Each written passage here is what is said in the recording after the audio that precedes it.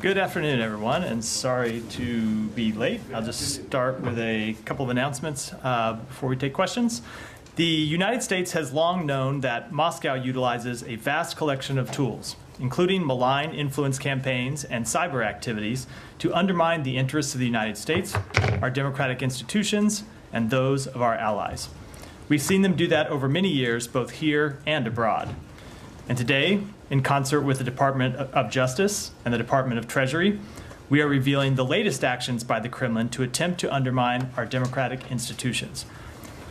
According to information made public today by the Department of Justice, we now know that RT, formerly known as Russia Today, has moved beyond being simply a media organization. We know that RT has contracted with a private company to pay unwitting Americans millions of dollars to carry the Kremlin's message to influence the U.S. elections and undermine democracy. RT's leadership has created and directed this enterprise. Because of this development, the Department of State is taking three concrete actions today to protect the integrity of our democratic institutions. First, we are announcing a new policy to restrict visa issuance to certain individuals who, acting on behalf of Kremlin-supported media organizations, use those organizations as cover for covert activities and are responsible for or complicit in these malign efforts. Consistent with U.S. law, visa information is confidential, and the Department is not at liberty to name these specific individuals. Second, the Department has designated the operational presence of Rossiya Segodnya and its subsidiaries RIA Novosti, TV Novosti, Ruptly, and Sputnik as foreign missions, as they are effectively controlled by the government of the Russian Federation. As Foreign Missions Act designated entities, they will be required to notify the Department of all personnel working in the United States and disclose all real property they hold.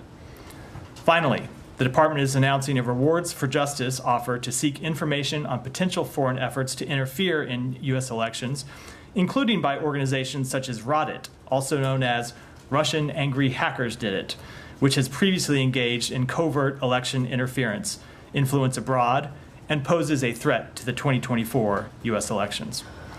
These actions are in addition to law enforcement actions announced today by the Department of Justice and new sanctions imposed by the Department of Treasury. As Secretary Blinken said in a statement released just moments ago, foreign governments should know that we will not tolerate foreign malign actors intentionally interfering and undermining free and fair elections. The United States will continue to both expose these state-sponsored actors who attempt to undermine our democratic institutions and hold them accountable for those actions. Turning to travel. Secretary of State Blinken will travel to Haiti and the Dominican Republic tomorrow and Friday. In Haiti, the Secretary will meet with Transitional Presidential Council Coordinator Edgar LeBlanc Fields and Prime Minister Gary Conille to discuss forthcoming steps in Haiti's democratic transition and U.S. support to the Haitian people through humanitarian assistance and Haitian-led stabilization efforts.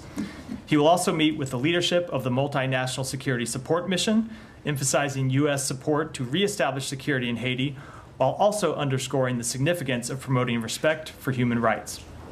From Haiti, Secretary Blinken will travel to the Dominican Republic to meet with President Luis Abinader. In Santo Domingo, the Secretary and President Abinader will reinforce our close and long-standing partnership and discuss collaboration to advance inclusive economic growth, champion human rights, and promote good governance, security, and climate resilience in the region, including through the U.S. Caribbean Partnership to address the climate crisis and Caribbean Basis Security Initiative. With that, Matt. Right. Let's get a bunch of different things, none of which will take a lot of time, I don't think, but I'll start with the Russia stuff. What was the name of this? Russian Angry Hackers Did It? Yeah, RODIT, I believe, is the acronym. It's a group of hackers who have attempted to undermine democratic governance both here and abroad, and so we have a Rewards for Justice. Well, they weren't very tricky about concealing their identity, It's not the most covert name, correct? I mean, doesn't that give you some pause? I mean, I'm not suggesting that the group doesn't exist or that they They- stupidly identified themselves. They very much exist, but identify the point of the Rewards for Justice offer is identifying the name of the group and identifying those individuals who are involved in it and actions they might take are a different thing. And so we are offering this reward for anyone who can bring forth information, and I should make clear, either about their activities or the activities of other similarly situated organizations attempting to undermine our democratic institutions. All right, then I realize that visa information is confidential, but I mean, can you give us some idea of how many people? I can't, this- unfortunately. They are confidential, and I can't give you a number. No, yeah, well, what's not confidential in the visa is the number of Number, people. and who are- I don't have a number to announce today. Well, is it dozens? Is it a handful? Is it one? Is it more than one? I just don't have a number to announce. But I do want to note with respect to the visa action that we have taken today, that it is one step the State Department has taken, but all of this should be looked at as one of a number of steps the United States government has taken. So the visa actions are taken in concert with the sanctions imposed by the Department of Treasury and, of course, the law Right. enforcement announcement the Attorney General made just a half hour or so ago. But in terms of the visa restrictions that you've announced, you do realize it's really impossible for us to know what the scope and scale of this is if you can't give us even a general idea of. I do, and unfortunately, I'm just not able to. But they are carefully targeted to those individuals, as I said in my opening statement, who we believe are involved in this activity. And as we've made clear before, Well, these is are the it types more of than things that one? we offer. Is it plural? It is plural, and beyond that, I don't have any further information. Okay.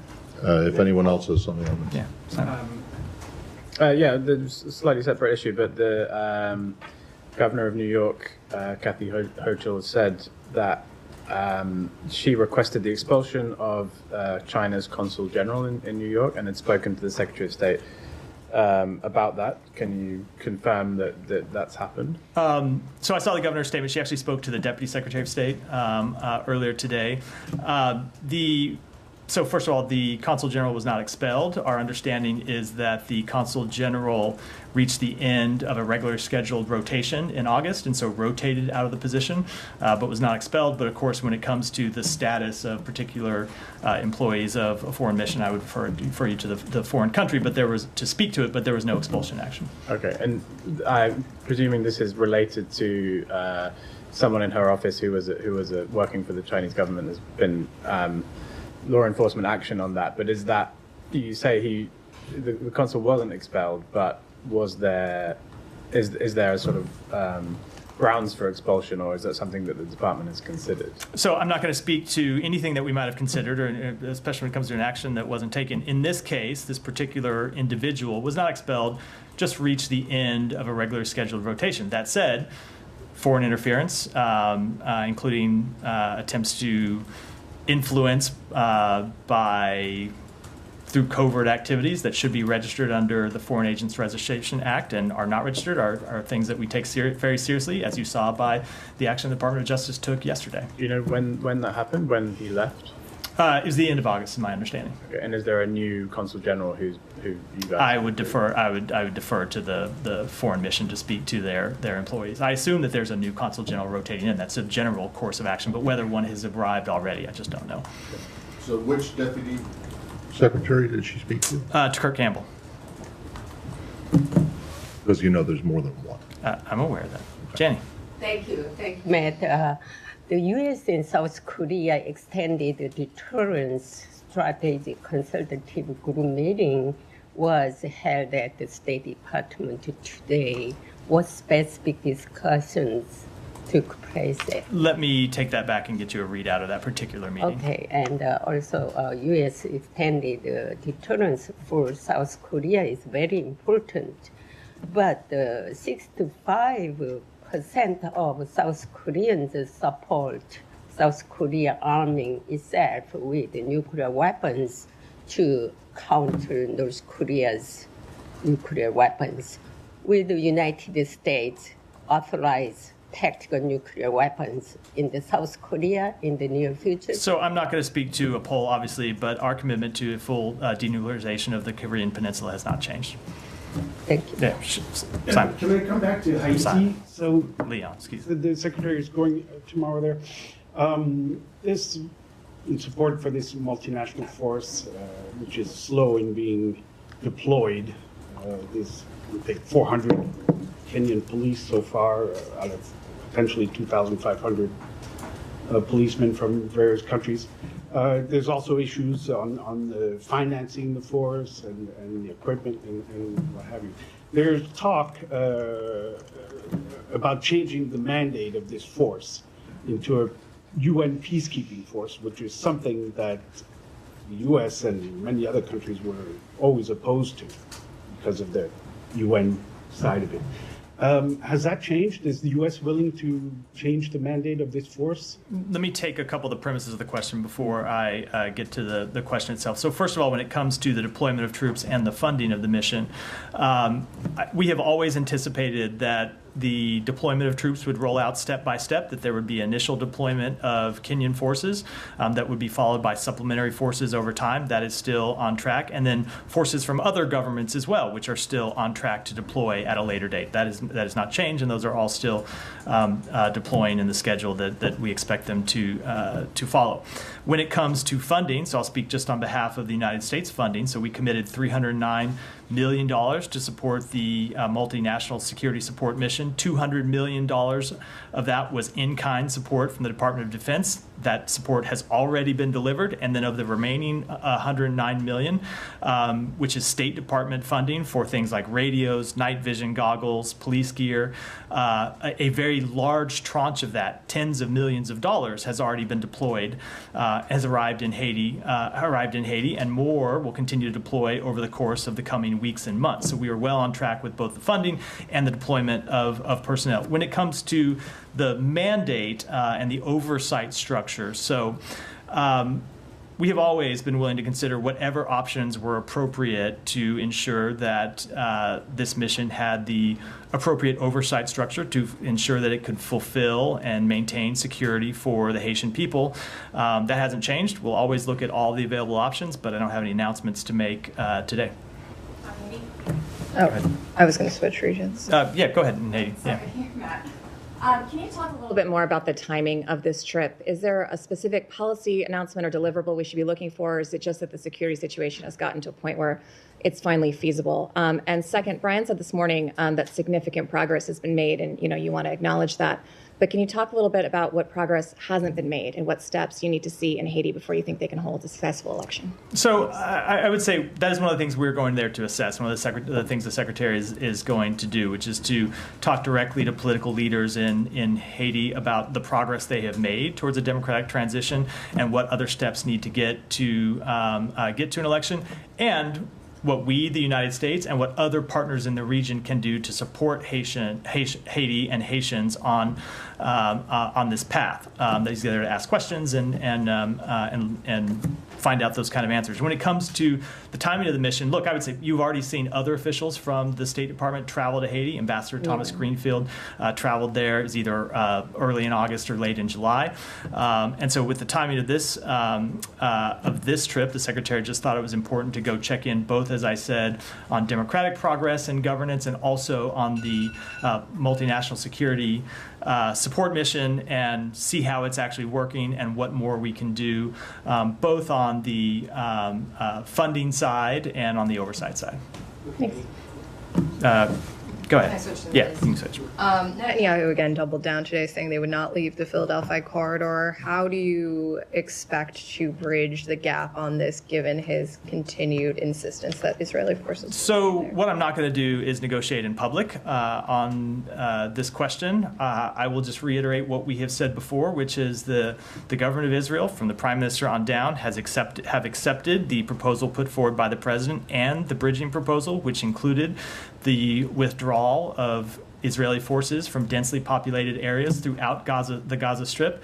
And what we are working on every hour of the day is trying to figure out how we can bridge these remaining divides and find a way to get a ceasefire agreement over the line. But as you heard me say yesterday, that is going to require flexibility from the government of Israel, just as it's going to require Hamas to finally find a way to get to yes. And so we're going to continue to engage with the government of Israel on this question.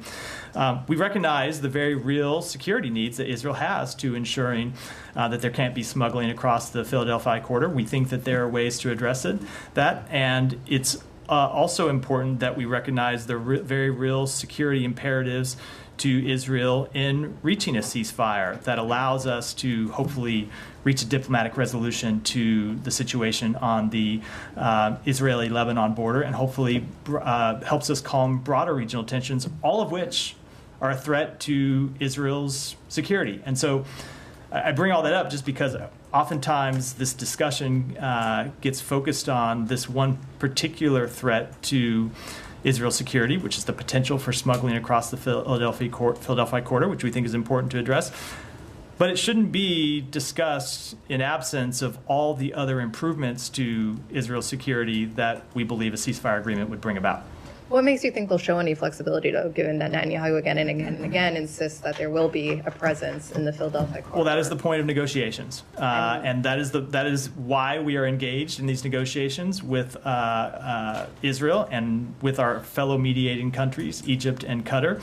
Not going to try to hammer through that in public, but we're going to continue to have these negotiations because we believe getting a ceasefire and finding a way to bridge these divides is in the interests of Israel, just as we believe it's manifestly in the interests of the Palestinian people and the broader region. And when do you expect higher level negotiations or in-person negotiations? I don't want to put a timetable on it. We want to get this proposal developed as soon as possible and get it over to Israel and Hamas, and then try to get a final agreement. Netanyahu also said he would not change his policies to minimize civilian casualties. This flies directly in the face of your continued calls for him to stem those civilian casualties. So how do you intend to hold him accountable to actually stop the civilian casualties? So I want to see that direct quote and see exactly the context of it that it was in before I respond specifically to it. But I will say we think it is absolutely imperative. It is a moral imperative, and it is a security imperative to Israel that they minimize civilian casualties. And we have, at a number of times through the course of this campaign, gone to them with specific recommendations of things that they can do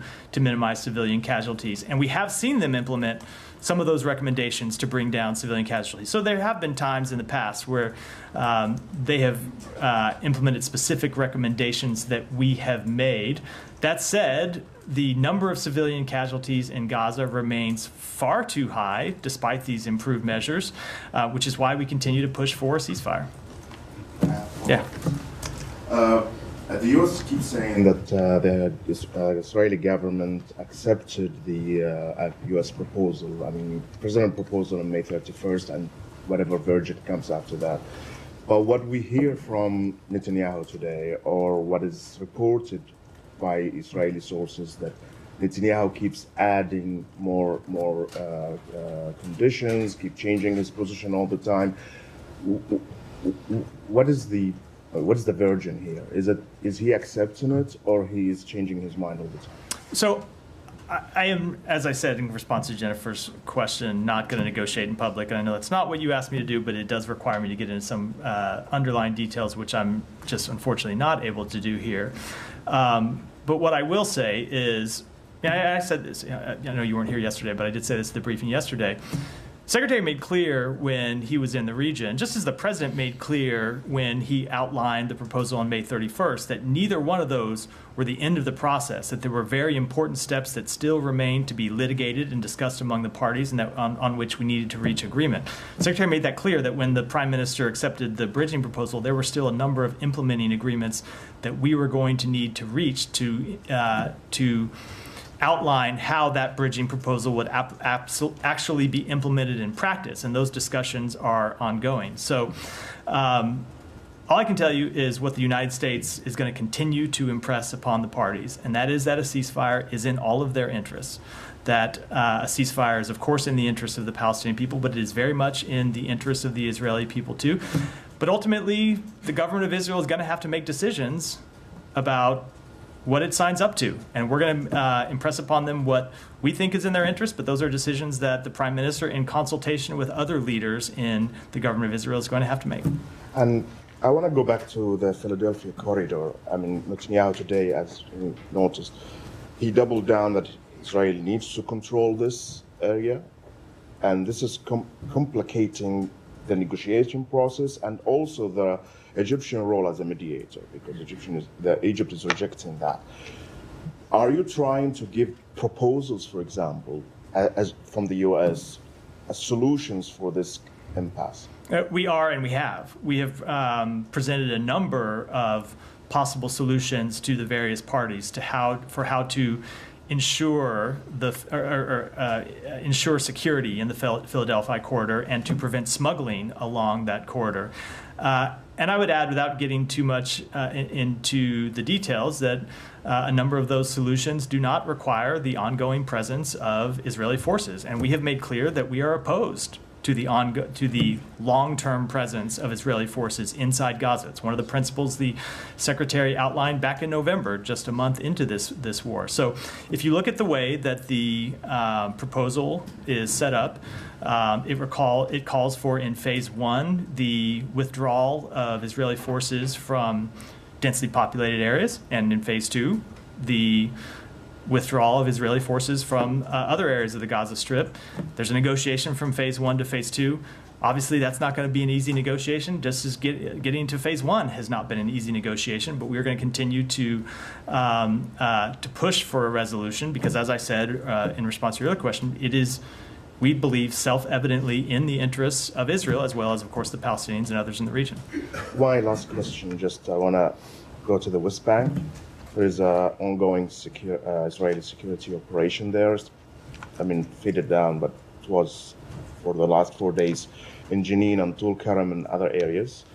But at the same time, there was also a settlers movement that seized thousands of dunams. I don't know what is that in square meters or kilometers in the area. And as we know from previous attempts, once they seize it, they don't leave it. They don't get away with it. I know that the U.S. policy is against it. You always raise this here on this podium or somewhere else, but you don't do anything about it. So what are you going to do to stop this settlers movement inside of us? So a number of things. One, I think it's important to restate the principle, which is we believe that the government of Israel's settlement program is inconsistent with international law. It's a point that we've raised publicly and also made clear is the conclusion of the United States directly in meetings with the senior-most leaders of Israel. We have also made clear that Israel needs to do more to crack down on extremist settler violence. And you have heard us say from this podium, and you've heard other leaders in the United States government say that if Israel doesn't take additional steps to stop settler violence, we will. And you have seen us impose sanctions on extremist settlers who have engaged in violent activities. You have seen us sanction organizations involved in violent settler activities. And we will continue to take those steps. And I can tell you, the government of Israel, you've seen some of their public complaints about those steps, have made quite clear to us that they strenuously object to those measures that we have taken, and we have made quite clear in return that we need to see more action from them to stop settler violence and hold settlers accountable, extremist settlers accountable. And if they don't take those actions, we will take the actions available to us. Yeah, just to follow up on some of the corridor talk that we've had. You talked about this yesterday a little bit, but in the bridging proposal, the first phase, there's the language is that the IDF would be removed from densely populated areas, and you said that includes the Philadelphia corridor. In your view, is it possible to evacuate soldiers from all densely populated areas, but still have a military presence all along the border between Gaza and Egypt? So I don't think I should get into public discussion of matters that very much remain a subject of ongoing negotiations. But it's a factual question. I understand, and I hope I very much understand it's a factual question, but I think you can understand that is very much the underlying nature of that question is something that remains a very important part of the ongoing negotiations, and I think we ought to keep the details of that private, despite some of the public statements made by other parties. I'm just going to push on that again, but have the Egyptians expressed a willingness to go along with a solution that leaves Israeli troops along that crossing? I think I will let the Egyptians speak for themselves as to what they may or may not support. Yeah, Gita. Change of subject.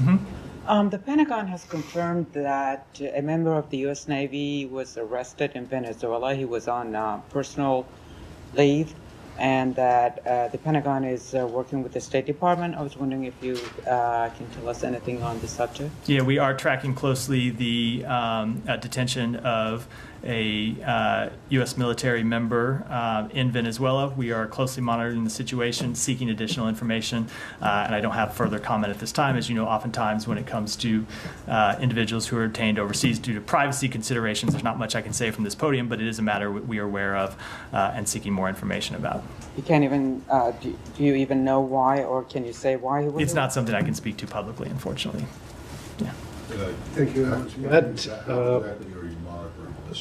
Considering the embassy is closed, you don't have a diplomatic, or at least an overt diplomatic. We do have the ability to, just speaking generally, we do have the ability to, or through partners of ours who operate in Venezuela, to still gather information inside the country. And you've gotten none so far? Because of privacy considerations, there's nothing I'm allowed to publicly say about this case, but it's one that we're... You can't say that even if you've gotten any information about this arrest? We have not what it is. There are things that we know about this arrest that I am not at liberty to say. I think you know the privacy rules, and when we haven't obtained a privacy waiver, how we're limited in talking about cases. I get that, but you don't have anyone on the ground to actually go to him and ask him to sign a PAW, right? Correct. So, but the line about the Privacy Act waiver just is completely irrelevant. That doesn't change the law. Well, hold on. That doesn't change the law that we have to abide by. It doesn't change the law, and I've been complaining about this law for decades now, but I'm only aware of the last year and a half, but I'm fully tracking the complaints for that time period. Is whether you have gotten any information about this arrest from your partners or from the Venezuelans directly, considering you don't have any presence on the ground. There is information that we have about this case. I just don't think I should get in. I just don't think I should get into how we've obtained the information, but it's something we continue to gather information on. Go ahead. Thank you, Matt. My first question is this very senior parliamentarian whose father was also chief minister, Mr. Akhtar Mengal, resigned from the Pakistan parliament yesterday, citing that this country is not being run on democratic rules and norms, and he's worried about the future of the country. Do you have anything about his... I don't have a comment on his resignation. The second one is that a couple of weeks ago, the Pakistani three-star general was arrested on the charges of corruption. And Pakistani people and journalists always complain that the U.S. has, many of Pakistani former generals has properties here and assets here. So while you're doing this thing on the Russian journalists and their properties, can you put in the Pakistani general's name as well to at least find out about their properties here in the U.S.? So I don't have any comment on that at all. Obviously, we take the Department of Justice takes law enforcement actions when it has sufficient grounds to bring those law enforcement actions, and we do the same thing with respect to the actions that we take here. Just Ryan, go ahead. last Ryan, one? let me go to Ryan. Thank you. To follow up on the Philadelphia corridor, so Netanyahu's been saying publicly and privately in cabinet meetings that the reason he doesn't want to back down on the corridor is that the U.S. supports him on that position. So can you speak to whether or not what he's saying is correct? Does he have U.S. support to not back down on the Philadelphia corridor? Well, I will make clear what we have said publicly for a long time, which is we oppose a long-term military presence by the IDF inside Gaza. It's been one of our core principles since the beginning of this conflict. Has not changed. You talked about a settlement being in everybody's interests. What you often hear from commentators is that it might not necessarily be in Netanyahu's interest because of his own personal political situation. Do you have any assessment from the State Department about whether the prosecutions that he may face or other political repercussions, how that is playing into his intransigence on this question? I don't think I should speak to the personal considerations or the personal motivations of the Prime Minister any more than I would speak to the personal considerations or motivations of any foreign leader. I will say it is our conclusion that it is in the national security interests of the State of Israel to reach a ceasefire agreement and that's why we'll continue to push for it. Can I have a follow-up? Yeah, go ahead. I don't know if you saw Thomas Friedman's latest article about that Benjamin Netanyahu is playing a U.S. game and he's pushing that to help Trump. Do you have any comment on that? Look, so I obviously read everything that Tom Friedman writes. I shouldn't say obviously, but I do read everything Tom Friedman writes. I respect his judgment about matters in the Middle East and his long experience there. But I think I should probably refrain from commenting on anything in any way that touches on the U.S. election. Yeah. Thanks, Max. Moving back to the West Bank, there was a footage 2 days ago showing Israeli bulldozers targeting a group of journalists, including journalists working for TRT and Anadolu, while they were covering Israeli raid in Jenin. Do you have any comment on that? And generally, and do you have anything to say on the Israeli offensive in the West Bank recently, which is the largest assault over almost 2 decades? So first of all, we absolutely oppose any targeting of journalists, which I'm not saying is something that happened here. It's not a conclusion we have reached, but we would oppose any targeting of journalists anywhere in the world by any forces. We think the work that journalists do is absolutely essential to gather information, to show the world what's happening, especially in conflict zones, to show the United States government what's happening in conflict zones. We have our own means of gathering information, but we very much rely on the work as well of respected journalists operating in very difficult places. And so we want them to be able to continue to do those jobs free from harassment of any kind. With respect to Israel's operations in the West Bank, look, Israel obviously has the right to conduct legitimate counterterrorism operations that target militants that are attempting to or about to carry out attacks against the state of Israel, against civilians, targeting civilians. But they need to do that in a way that respects human rights, that respects the rule of law, and is appropriately calibrated. And I would also say, even separate, that's a matter that's a question of principle. When it comes to a strategic matter, it very much is in Israel's interest not to see further instability in the West Bank and to not take actions that would increase instability in the West Bank. You look at the situation that Israel faces, where they're facing an ongoing war in Gaza, where they're facing firing across the border with Lebanon, exchange of fire with Hezbollah that has risked spiraling into a full-blown conflict at various times. Adding further instability in the West Bank is not in any way in Israel's security interests. Thank you. I have just one follow-up. So you said Israel has the right to conduct counter-terrorism operations, but some human rights groups accuse Israel actually of collective punishment in the West Bank. And according to the UN today, thousands of people in the Nur Shams refugee camp have experienced water cutoffs, and they attribute it to damage caused to the water networks. And we have seen many homes and roads have been destroyed by Israeli forces. So there were footage showing that. So do you believe that Israel is engaging collective punishment? Look, we believe that they need to. I'm sorry, I didn't mean to cut you off. We believe that they need to conduct their counterterrorism operations in a way that are targeted against individuals engaged in terrorism, against individuals who pose a threat to civilians, not in any way against the broader Palestinian population. And we have made that clear to them over any number of engagements, and we make that clear to them in an ongoing basis. And as I said, when it comes to stability in the West Bank, operations that inflame local tensions, that cause an increase in instability, can have a very deleterious effect on Israel's own security. So it's not just that they have a moral imperative to conduct counterterrorism operations in a way that complies with the law. They also have a very serious security imperative to do so. Yeah. Thank you, Matt. You spoke about the Russian attempt to interfere in the U.S. election. Do you see the same intent, the same attempts by Iran to interfere in the U.S. election? As today, New York Times suggested that Iran is emerging as a top disinformation threat in the U.S. election? We have seen attempts by Iran to interfere in the U.S. election. The intelligence community released a statement several weeks ago about attempts by Iran to hack into one of the presidential candidates' campaigns. So yes, we do. So are you going to take the same measures as you took? We take it very seriously. I'm not going to preview any measures that we will take, but as I said in my opening statement, there are two things that we look to do in these situations. One is to expose people who attempt to interfere in our elections, and two, to hold them accountable, and that's what we'll continue to do.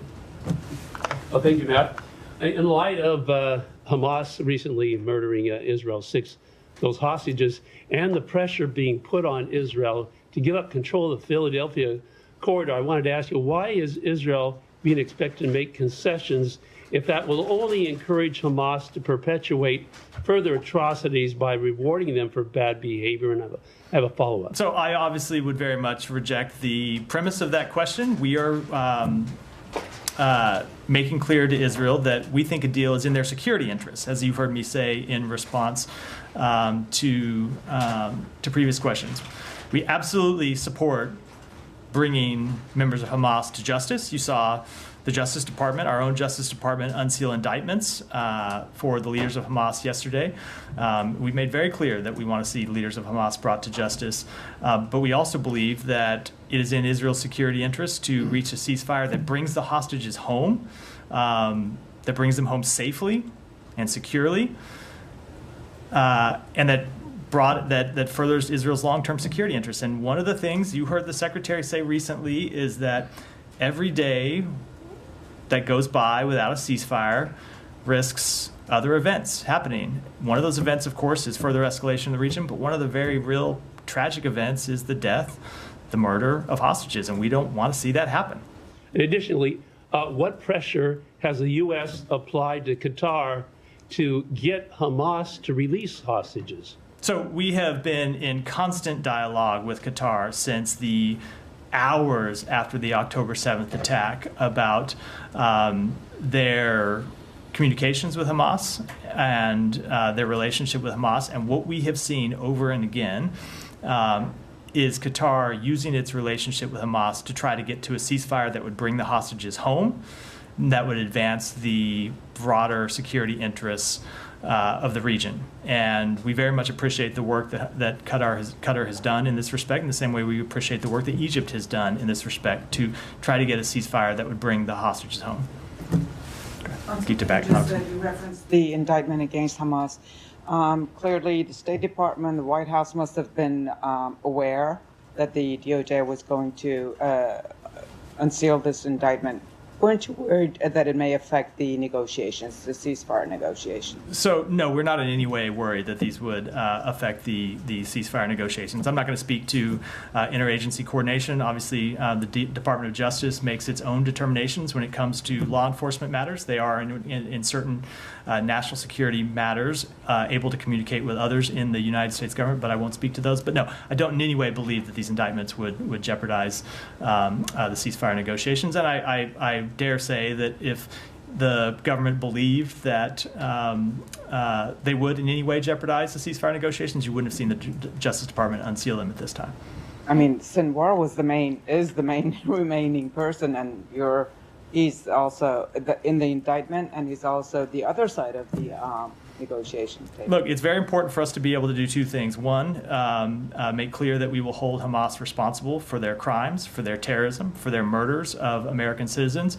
And two, try and get a deal that would bring the remaining hostages home. And we have to be willing to do both. And I recognize the tension at times in trying to do both, but we believe it's very much in our interest to try and do that. And we don't believe in any way the unsealing of this indictment is something that's going to enter into the calculations that Hamas may be making about whether to accept a ceasefire or not. It's just not something that we find to be likely. Matt, can you just clarify something technically on the timing of it, though, because obviously this came after the news about the hostages on the weekend. but also the DOJ had said on background that, that it was no longer necessary to seal the indictment, and that 3 of the Hamas leaders are deceased, and given, quote, various things that have happened in the region. Can you just clarify why now? Why this happened now? You've had over 40 Americans who were killed on October 7th. So a number of years ago, when I was the spokesperson for the Department of Justice, I might have been able to clarify that, but I no longer am, so I would refer you to the Department of Justice to talk about the timing of the indictment. Yeah. Thank you. I have one topic, but we'll go back to your opening statement. Please bear with me. The line of questioning. Alex, we've done this before. Sometimes you ask a few questions and you don't get to your own topic. So just you do it at your own risk that you might not get your topic called on. So go ahead. Just to clear up your line of questioning with Matt. Yeah. We understand you can't talk about a number, but you did mention that they should disclose their property. Are we talking about the U.S. persons, Russian individuals, or both?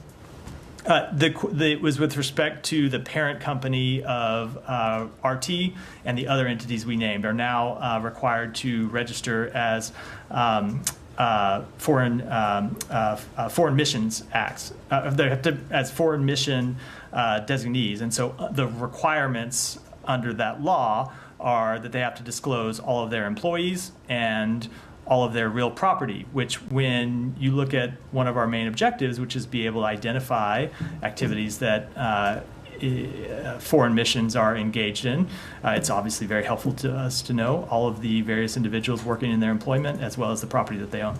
To unpack it a little bit, RT, Sputnik, and others, if I understood you correctly, you're not banning them from operating in the U.S. So how many of them are holding FPC, State Department's Foreign Press Center's credentials? Are holding what? I'm sorry, I didn't understand. Foreign Press Center's credentials. I would refer you to the Foreign Press Center. I have no idea. And the scope of the operation, is it a purely U.S.-focused operation, or they also are targeting the allies? And if so, why are you acting alone? So we have seen a number of actions by the Russian government to target our allies' democratic institutions and to undermine the exercises of democracy in our allies. The specific action that we are announcing today is with respect to actions inside the United States. But of course, we have long seen Russia attempt to interfere in other countries' elections as well.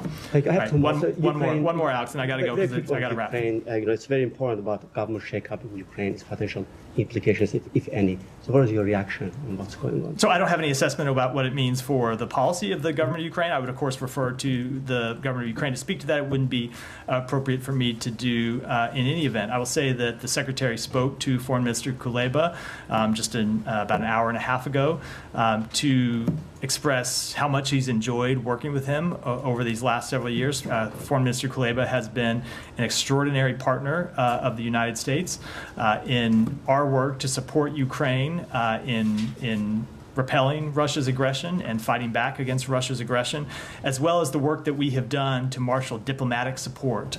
In some ways, Foreign Minister Kuleba has been our foremost partner in going around the world trying to get diplomatic support, both for supporting Ukraine and for holding Russia accountable. I think you've heard both the Secretary and the Foreign Minister talk about how sometimes they get in these meetings and the first thing they talk about is, one of them will say, so I know that this country has an air defense system that they might be able to make available if this other country can backfill them with something else. And they're really horse trading, trying to figure out how to solve very specific problems that Ukraine has. And so the Secretary expressed his great appreciation and friendship to Foreign Minister Kuleba, and of course that he looks forward to working with his successor. Thank you. And finally, before I yield, on Azerbaijan, they had a parliamentary election September 1st, widely criticized by international observers. Opposition boycotted that. Do you have any position? So we share the observation and concerns of the OSCE Office for Democratic Institutions and Human Rights monitoring mission regarding the Azerbaijani September 1st parliamentary election. And we urge Azerbaijan to implement the OSCE's previous recommendations, as well as ones that we understand to be forthcoming, and enable the exercise of fundamental freedoms by its people consistent with its constitution and international commitments. Yeah. Thank you. Russian Foreign Minister Lavrov said today that the United States needs to think about possible consequences when thinking about supplying Ukraine with long-range missiles, including JASSM. There are reports that the United States is planning to supply Ukraine with long-range weapons soon.